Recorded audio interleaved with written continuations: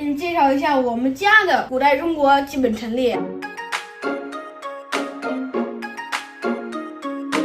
最上面那排的都是新石器时代的，第一个是红山玉龙，然后是陶营鼎，然后是人面鱼纹彩陶牌，这是夏朝的嵌绿松石兽面纹铜牌饰。这一排大家基本都很熟悉，这个是四羊方尊，这个是妇好萧尊，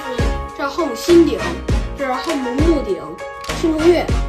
这是象牙杯，这是铜方壶，这是金面具。这一排就是西周的了，大禹鼎、大克鼎、立嘴，然后西尊，这个是猴孙底部的铭文，也是中国2字字的出处，来自中国。然后这个是春秋时期的越王勾践剑，这是战国时期的尊侯乙编钟，这个是郎氏牛纹金牌饰，嵌宝石绿松石，兽纹金饰牌。到这儿开始就是汉代的了，这个是诚信宫灯，错金银云纹青铜锡尊。然后这个是错金博上炉，这个是日月四神纹错金青铜当炉。有人不知道当炉是啥？当炉就是挂在马前面的这个装饰品。这是彩绘燕鱼铜灯，这是虎纹圆形金牌饰，这个是击鼓书正有，大家比较熟悉的哈。到这儿开始是唐代的了，这是鎏金铁心铜龙，然后这个是鸳鸯圆瓣纹金碗，这个是鎏金海兽水波纹银碗，然后这个是金贝青铜镜，然后这个是错金杜虎符，这个是彩绘浮雕武士石刻。